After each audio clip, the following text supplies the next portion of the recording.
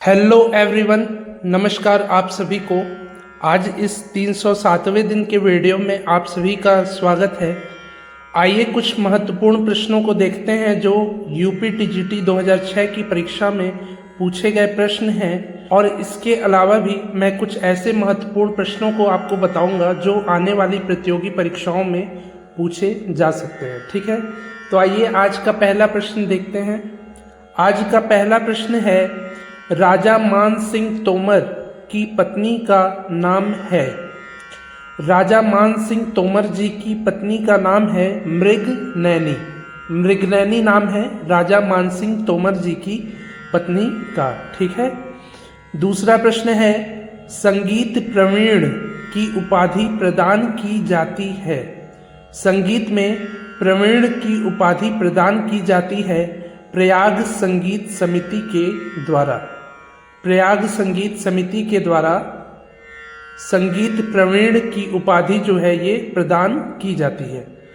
तीसरा प्रश्न है, पूरिया धनाश्री बसंत परज राग का थाट है। पूरिया धनाश्री बसंत और परज राग का थाट है पूर्वी थाट। पूर्वी थाट से पूरिया धनाश्री बसंत और परज राग का जन्म हुआ है। ठीक है, चौथा प्रश्न है, वाद्यों पर बजाई तथा गाई जाने वाली तालबद्ध रचना को कहते हैं।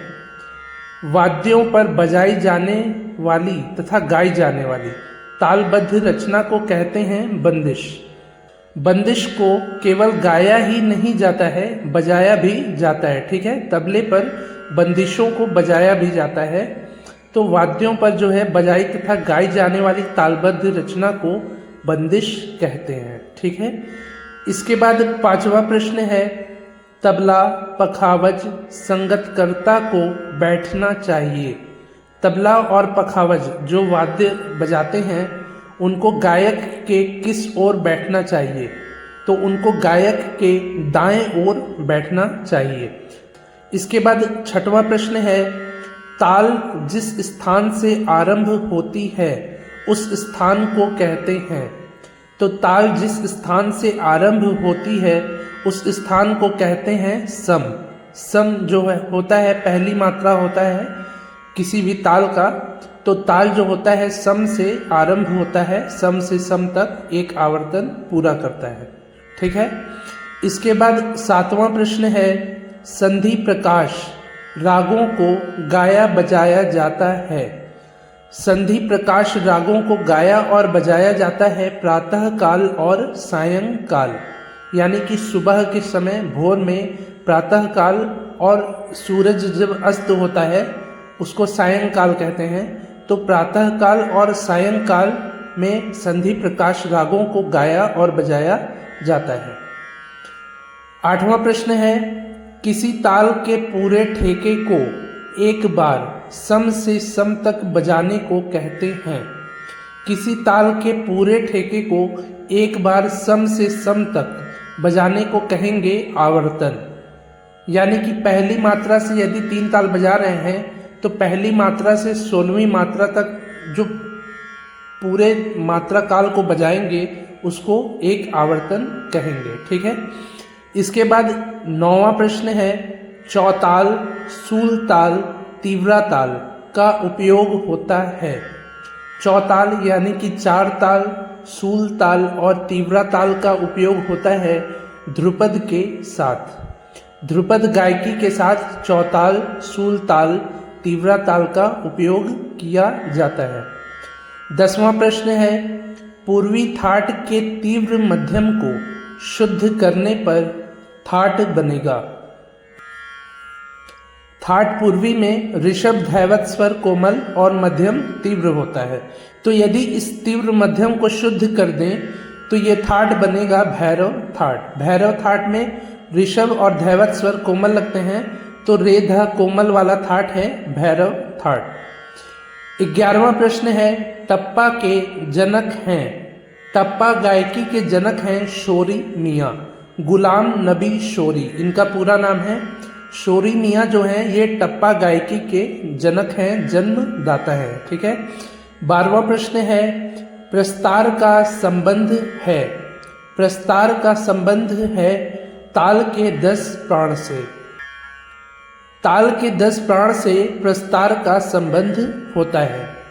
13वां प्रश्न है, केंद्र संगीत से संबंधित संस्था नहीं है।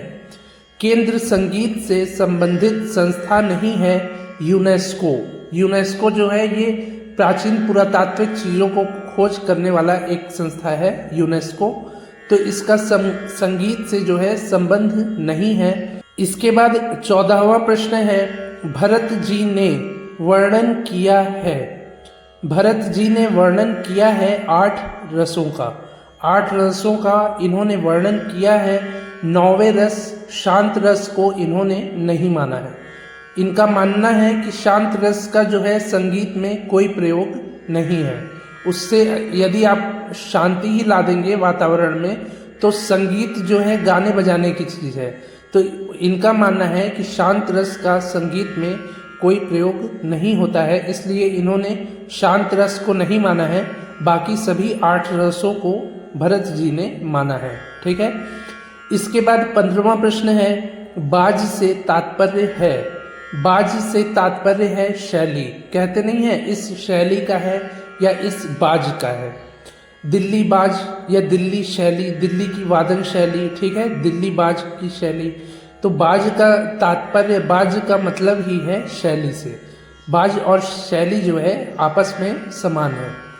16वां प्रश्न है, षड्जग्राम की मूर्छना है। षड्जग्राम की मूर्छना का नाम है अश्वक्रांता, उत्तर मंद्रा, रजनी। इसके अलावा भी षड्जग्राम में जितनी भी मूर्छनाएं हैं उनके नाम हैं उत्तर मंद्रा, रजनी, उत्तरायता, शुद्ध षड्जा, अश्वक्रांता, मत्स्यकृता और अभिरुद्ध गता। ठीक है। इसके बाद 17वां प्रश्न है, एक ताल के आविष्कारक हैं। एक ताल जो 12 मात्रा की ताल है, इसके आविष्कारक हैं अमीर खुसरो जी। अमीर खुसरो जी ने ही एक ताल का निर्माण किया था, आविष्कार किया था। 18वां प्रश्न है, एक ताल में होता है। एक ताल में होता है 4 ताली, 2 खाली, 6 विभाग। एक ताल 12 मात्रा की ताल है, इसमें 6 विभाग, 2 खाली और 4 ताली होती है। 19वां प्रश्न है, विलंबित ख्याल और छोटा ख्याल दोनों में ही प्रयोग न होने वाली ताल है। तो कौन सा ऐसा ताल है जिसका किसी भी ख्याल गायकी में प्रयोग नहीं किया जाता है? बड़े ख्याल और छोटे ख्याल किसी भी ख्याल गायकी में प्रयोग नहीं किया जाता है। तो उस ताल का नाम है पंजाबी ताल। पंजाबी ताल जो है ये टप्पा गायकी के साथ प्रयोग किया जाता है। तो पंजाबी ताल का जो प्रयोग है ये छोटे बड़े ख्याल के साथ नहीं किया जाता है। इसके बाद आखिरी प्रश्न है, केवल विलंबित ख्याल में प्रयोग होने वाली ताल है। केवल विलंबित ख्याल के साथ प्रयोग होने वाली ताल है तिलवाड़ा ताल। तो ये हो गए आज के 20 महत्वपूर्ण प्रश्न। आज ये 307वें दिन का वीडियो मैंने बनाया है, जिसमें मैंने आपको यूपीटीजीटी 2006 की महत्वपूर्ण परीक्षाओं के प्रश्न पत्रों को हल कराया है। ये सभी प्रश्न आने वाली प्रतियोगी परीक्षाओं में अवश्य ही पूछे जाएंगे, इसलिए आप इस वीडियो को 2-3 बार अच्छे से देख लीजिए। और इसके पहले की 306 वीडियोस के प्लेलिस्ट का लिंक जो है नीचे डिस्क्रिप्शन में है। उन सभी वीडियोस को भी आप आने वाली परीक्षा की बेहतर तैयारी के लिए उन सभी वीडियोस को एक बार ज़रूर देख लीजिए। ठीक है। और यदि यह वीडियो आपको पसंद आया हो, प्रतिदिन शाम 5 बजे की वीडियोस के माध्यम से आपको ऐसे ही ज्ञानवर्धक प्रश्नों से अवगत होना हो, तो आप इस चैनल को सब्सक्राइब भी ज़रूर कर लीजिए। और यदि यह प्रश्न समझ में आए हों तो इसको लाइक और शेयर भी ज़रूर करिए। तो मिलते हैं ऐसे ही अगले नए वीडियो में। तब तक के लिए नमस्कार, धन्यवाद।